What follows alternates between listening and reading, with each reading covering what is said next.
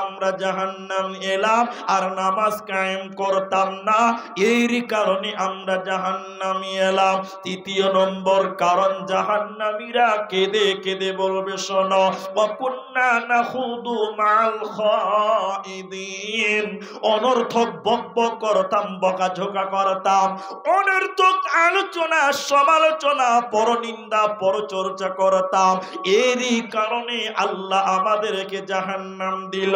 আর চতুর্থ নম্বর কারণ আল্লাহ বলেন, ওয়াকুন্না নুকাযযিবু বিয়াউমিদ্দিন, আমরা বিচারের দিনকে মানতাম না, আমরা পরকালকে মানিনি, ইসলামকে আমরা মানিনি, দিনকে মানিনি, আখিরাতকে মানিনি। এই না মানার কারণে, অস্বীকার করার কারণে আমাদেরকে আজকে জাহান্নামে আসতে হলো। অতএব এই চারখানা বদ অভ্যাস তার ভিতরে থাকবে রে, ওই লোককে আল্লাহ সাকার নামে জাহান্নাম দেবে, ও আল্লাহর জান্নাতে যাবে না, পাবে না, পাবে না। তাহলে জাহান্নাম যাওয়ার কারণ কটা পেলাম? চারটা। নামাজ পড়েনি, এতিমদের খিলাইনি, এমনিতে পরনিন্দা পরচর্চা বকবক করতো, আর আখেরাত দিনকে ভুলে গেছিলাম, আখেরাতটাকে ভুলে গেছিলাম। আমরা সবাই পাঞ্জে কেন নামাজ পড়বো বলুন? ইনশাআল্লাহ তুমি কবুল করো, বলুন আল্লাহুম্মা আমিন। আমার মায়েরা, নামাজ এমনই একটি ইবাদত যা পুরুষের জন্য প্রযোজ্য এবং নারীদের জন্য প্রযোজ্য, ধনীর জন্য প্রযোজ্য, গরিবের জন্য, সবার ক্ষেত্রে যে হালাতে যে অবস্থায় নামাজ কায়েম করতে হবে, মাস্ট বি, লাগবে। চলুন জাহান্নামের কিছু বিবরণ, কোরআনের আয়াত পড়েছি, আয়াতগুলো একটু তরজমা শুনেন, তাহলে আর একটু বুঝতে পারবেন যে জাহান্নামটা কত কঠিন জায়গা। আল্লাহ তাবারাক ওয়া তাআলা বলেন, ইন্না জাহান্নামা কানাত মিরসাদা, নিশ্চয় আমি আল্লাহ জাহান্নাম গোপন ফাঁদ বানালাম। জাহান্নামটা গোপন ফাঁদ আল্লাহ বানিয়েছে। কেন, কাদের জন্য জাহান্নাম গোপন ফাঁদ আল্লাহ বানিয়েছে? লিত্তাগিনা মাআবা, সীমা লঙ্ঘনকারীদের জন্য প্রত্যাবর্তন স্থল। আবা, আবা মানে অস্বীকারী, লঙ্ঘনকারী, নাকচকারী, এরা হলো আবা। আবা মানে যারা আল্লাহর বিধানগুলোকে নাকচ করেছেন, এদের জন্য আল্লাহ জাহান্নাম গোপন ফাঁদ বানিয়েছে। এই আয়াতগুলো যদি আপনি বুঝেন, তাহলে আপনি একটা সাবজেক্ট ক্লিয়ার হতে পারবেন, জাহান্নাম কেন, কিভাবে, কি শাস্তি দিয়েছে বুঝে নেবেন। এবার আল্লাহ বলছে, লিত্তাগিনা মাআবা লাবিসিনা ফিহা আহকাবা, জাহান্নাম যখন মানুষেরা যাবে, কতদিন থাকবে জাহান্নামে? আল্লাহ তাবারাক ওয়া তাআলা বলছেন কতদিন থাকতে হবে, শোনো, সেখানে তারা যুগ যুগ ধরে জাহান্নামে বাস করবে, জাহান্নামে তাদের সময় শেষ হবে না। মুসলিম শরীফের ভিতরে হাদিস রয়েছে, শুনেন, জান্নাত এবং জাহান্নামের মধ্যখানে একটা ফাঁকা জায়গা, ওই জায়গাতে আমার আল্লাহ একটা পশুকে কানে ধরে টেনে টেনে নিয়ে আসবে। পশুটা কি? উট না দুম্বা না ভেড়া, গরু না ছাগল, আজীব রকমের একটা প্রাণী। ওই প্রাণীকে আমার আল্লাহ কানে ধরে টেনে টেনে নিয়ে আসবেন। আমার আল্লাহ একটা ছুরি নিয়ে পশুটাকে জবাই করে দিবে। পশুটা জবাই করার পর আল্লাহ জান্নাতীদেরকে বলবে, ও জান্নাতীরা তোমরা বলো, আমি আল্লাহ কি জবাই করলাম, তার নাম কি, পশুটার নাম কি, তোমরা বলো। জান্নাতীরা বলবেন, আল্লাহ আপনি ভালো জানেন, আমরা জানি না। এরপরে আল্লাহ তাবারাক ওয়া তাআলা বলেন, ও জাহান্নামী রে, তোমরা বলো, আমি আল্লাহ যে পশুটাকে জবাই করলাম, এই পশুটার নাম কি, তোমরা বলো। জান্নাতী এবং জাহান্নামীরা বলবেন, আল্লাহ আপনি ভালো জানেন, আমরা জানি না। এবার আল্লাহ বলেন, ও জান্নাতী রে, জাহান্নামী রে, তোমরা শোনো, আমি আল্লাহ যে পশুটাকে জবাই করলাম, এই পশুটার নাম মর। আমি আল্লাহ মরণ জবাই করে দিলাম। জান্নাতীরা তোমরা চিরসুখে জান্নাতে বাস করো, জান্নাতে তোমাদের মরণ হবে না। কেন আমি আল্লাহ মরণকে জবাই করলাম? জাহান্নামীরা যুগ যুগ ধরে শাস্তি ভক্ষণ করো, জাহান্নামে তোমাদের মরণ হবে না, তার কারণ আমি আল্লাহ মরণকে জবাই করে দিলাম। তাই আল্লাহ কোরআনে বলেছেন লা ইয়ামুতু ফিহা ওয়ালা ইয়াহইয়া, সেখানে তারা মরবে না, সেখানে তারা বাঁচবেও না। অতএব জাহান্নামে মানুষেরা যুগ যুগ ধরে থাকবে, সেখানে তাদের মরণ হবে না। জাহান্নাম যখন চলে যাবে কেমন খাবার আল্লাহ দিবেন, কি রকম খাবার জাহান্নামে পাবেন? লা ইয়াদুকুনা ফিহা বারদাও ওয়ালা শারাবা। জাহান্নামীদেরকে ঠান্ডা খাবার খেতে দেওয়া হবে না, শীতলতা গ্রহণ করতে দেওয়া হবে না, ঠান্ডা খাবার খেতে দেওয়া হবে না। এদিকে তাকান, কেমন খাবার দিবেন, কি খাবার পাবেন? গরম ইল্লা হামিমা ওয়া গাসসাকা, ফুটন্ত জ্বলন্ত পানি ও জল, গরম খাবার জাহান্নামীদের দিবে। বলুন নাউযুবিল্লাহ। কুকুর দেখবেন, কুত্তা যখন খুব পানি পিপাসা লাগে, কুকুর দেখবেন জিবলা বের করে লালবাল লালবাল লালবাল করে, হিস হিস হিস হিস করে, করে না? ওই সময় কুকুরকে পানি খিলে দাও, আল্লাহ জান্নাত দিবে। বলুন সুবহানাল্লাহ। সবার প্রতি দয়া করতে হবে। এবার আমি যে কথা বলছি, জাহান্নামীদের আগুনের তাপের কারণে জাহান্নামীদের অন্তর শুকিয়ে যাবে। জাহান্নামের আগুন এত কালো, যে কথা আমি আপনাদের বলবো না। জাহান্নাম জ্বালাতে জ্বালাতে কালো কুচকুচে হয়ে যাবে জাহান্নামের আগুন। আল্লাহ বলছেন এই আগুন শুধু দেহ পুড়বে, চামড়া পড়বে নয়, আল্লাতি তাত্তলিউ আলাল আফইদা, জাহান্নামের আগুনের কারণে জাহান্নামীদের হৃৎপিণ্ড পর্যন্ত পুড়ে ছাই হয়ে যাবে। বলুন না একবার সুবহানাল্লাহ। কি হবে বলুন? মানুষের কলিজা পুরে ছারখার হয়ে যাবে। কোরআন বলছে আল্লাতি তাত্তলিউ আলাল আফইদা, মানুষের গরমে পানির জন্য হাহাকার করবে। কুকুর যেমন জিবলা বের করে লালবাল করে, জাহান্নামীদের পিছনার কারণে ওদের কলিজাটা গলার কাছে চলে আসবে। জিবলা বের করে সেদিন পানি পানি বলে জাহান্নামে দৌড়াদৌড়ি করবে। আল্লাহ পানি দাও, পানি দাও। দেখবে আল্লাহ আকাশে মেঘ রেডি করে দিয়েছে, বৃষ্টি। জাহান্নামীরা দেখে বড্ড খুশি হবে। জাহান্নামীরা কতদিন তারা পানি খায় নাই, পানি পায়নি। জাহান্নামীদের আকাশের দিকে তাকিয়ে দেখবে আল্লাহ পানি ব্যবস্থা করেছেন। খুশি হয়ে জাহান্নামীরা হা করে থাকবে, আকাশের দিকে হা করে থাকবে। উপর দিক থেকে পানি বর্ষণ হবে। আল্লাহ বলেন এত গরম পানি, এত গরম পানি, ওই পানি যখন জাহান্নামীরা হা করে থাকবে তারা খাবে, খাওয়ার সঙ্গে সঙ্গে পেটের নাড়ি ভুঁড়ি এবং কলিজাগুলো পায়খানার রাস্তা দিয়ে বেরিয়ে যাবে। এত গরম জাহান্নামীদের পেট সহ্য করতে পারবে না। ইল্লা হামিমা ওয়া গাসসাকা, জ্বলন্ত ফুটন্ত পানি আল্লাহ জাহান্নামীদের দিবে। ঠান্ডা খাবারও দিবে না, ঠান্ডা পানিও তাদের দিবে না। এইভাবে জাহান্নামে কঠিন শাস্তি জাহান্নামীদেরকে দেবে। শুধু তাই নয়, এই যুবকেরা শোনো, ভালো করে শোনো, আর একটা খাবার জাহান্নামে রয়েছে। খাবারটার নাম, আর একটা খাবার রয়েছে, খাবারটার নাম একটু দেখেন, আমার দিকে তাকান। জাহান্নামীদেরকে পিটতে পিটতে পিটতে পিটতে ওই ক্ষত জায়গাগুলো থেকে পচা রক্ত ছিটকে বের হবে। আর একটা বের হবে সাদা, তার নাম পুঁজ। তার নাম কি? পুঁজ।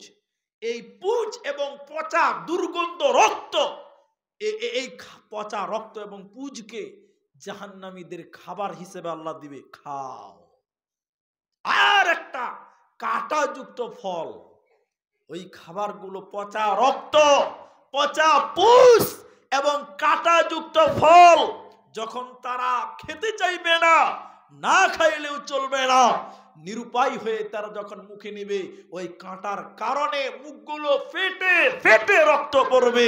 এই জঘন্য খাবার জাহান্নামীদের দিবেন। এদিকে দেখেন জাহান্নামীরা, নবী যখন বললেন, সাহাবা একরাম বললেন, আল্লাহর নবী, এই খাবার কাদের জন্য, কি কারণে, কি অপরাধের কারণে, কাদেরকে কি অপরাধ করেছে তারা, খাবারের নামটা কি?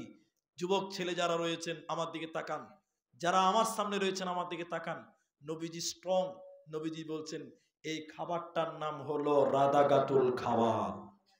একটুই করে বলুন, এই খাবারটার নাম রাদাগাতুল খাবার। কাদেরকে দেওয়া হবে, কারা খাবে? নবীজি বলছেন শুনে নাও, যারা দুনিয়াতে নেশা পান করেছিল, শরাব পান করেছিল, মদ খেয়েছিল, যারা দুনিয়াতে বোতল খেয়েছিল, হারাম খেয়েছিল, এক কথাই যারা নেশা পান করেছিল, তিরেঙ্গা গুটকা জর্দা খাইনি, এগুলো যারা খেয়েছিল, ওদেরকে জাহান্নামে পচা রক্ত এবং তাদের পচা পুষ এবং কাটা খেতে দেবে। এ খাবারটার নাম রাদাগাতুল খাবাল, তিনাতুল খাবাল। অতএব জাহান্নামীদের খাবার পচা রক্ত, জাহান্নামীদের খাবার পচা পুষ, জাহান্নামীদের খাবার কাঁটা যুক্ত ফল, জাহান্নামীদের খাবার হলো গরম গরম জ্বলন্ত ফুটন্ত রক্ত পানি দেবে। আল্লাহ জাহান্নামীদের ঠান্ডা খাবার দেবে না। আমাদের যুবকেরা এখন বেশি নেশা পান করছে, করছে না ভাই? সব ছেলেরাই কিছু না কিছু নেশার সঙ্গে এখন আছে, কিছু না কিছু আছেই। আর এর জন্য সবচেয়ে বড় দায়ী হলো ছেলেদের মা এবং বাপেরা। ঠিক কিনা বলুন? হ্যাঁ, মা এবং বাপের জন্য সবচেয়ে বেশি দায়ী হয়েছে। সমাজের মা এবং বাপ যদি ঠিক হয়, ছেলে পেলেরা নেশা করবে না। করবে? এটা বাস্তব কথা আপনাকে বলছি। আচ্ছা, আপনাদের কি খুব বিরক্ত লাগছে? ছেড়ে দেই। কটা বাজলো? 11:15 বাজতে চললো, 1 ঘন্টা প্লাস হতে চলেছে জাস্ট। আমি আপনাদেরকে বলছি, এদিকে দেখেন, একটা বাপ, অশিক্ষিত বাপ, বাপের কতটা দায় আছে দেখেন। ওর ছেলেকে বলছে, বেটা একটা বিড়ি ধরিয়ে নিয়ে এসো। বাপ ছেলেকে কি বলছে? এটা বলে না, বিড়ি ধরাতে বলেছে, বিড়ি খাবো। বিড়ি কি জিনিস আমার চেয়ে আপনারা ভালো জানেন। এবার ও বিড়ি ধরিয়েছে, এদিকে বিড়ি ধরিয়ে ওর বাপের কাছে আস্তে আস্তে বিড়িটা নিভে গেছে। নিবে না তো এনে দিয়েছে, তো ভালো করে ধরিলে, আবার ধরিয়ে নিয়েছে। ভাই নিববে কি নিববে না? আসেনি। তখন বলছে, আরে খ্যাপা ধরিয়ে একটু টানতে টানতে আয়। তাহলে বলেন, টানতে টানতে আয়। এখন ধরিয়ে মারলো 2 টান। শিখালো কে বলেন? শিখালো কে? বাপ। বাপ বিড়ি বলছে ধরিয়ে টানতে টানতে আয়। আজকে আমাদের ছেলেরা কেউ না কেউ কিছু না কিছু নেশার সঙ্গে জড়িয়ে আছে, কম বেশি প্রায় ছেলেরা। সাবধান থাকতে হবে।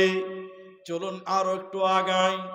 কেন, কিসের কারণে এই সাজা, এই জাহান্নাম দেওয়া হবে? আল্লাহ তাবারাক ওয়া তাআলা বলেন, জাযাআউ বিফাকা, যে যেমন গুনাহ করেছে তার আঞ্জাম সে তেমন পাবে, তার শাস্তি, তার বদলা সে তেমন পাবে। যে যেমন গুনাহ করবে তার উপযুক্ত ফল আল্লাহ তাকে দিবে। আল্লাহ কারো উপরে কিঞ্চিত পরিমাণ জুলুম করেন না। কেন কেন কেন এত কঠিন খাবার, এত জটিল খাবার দেবেন কেন? আল্লাহ তাবারাক ওয়া তাআলা 2খানা কারণ বলেছেন কোরআনে। প্রথম নাম্বার কারণ হলো আল্লাহ তাবারাক ওয়া তাআলা বলেন, ইন্নাহুম কানু লা ইয়ারজুনা হিসাবা, এরা হিসাবের দিনকে মানত না, এরা পরকালকে মানত না, আখিরাতকে মানত না, উদাসীনতার জীবন গড়েছিল, এজন্য তারা জাহান্নাম যাবে।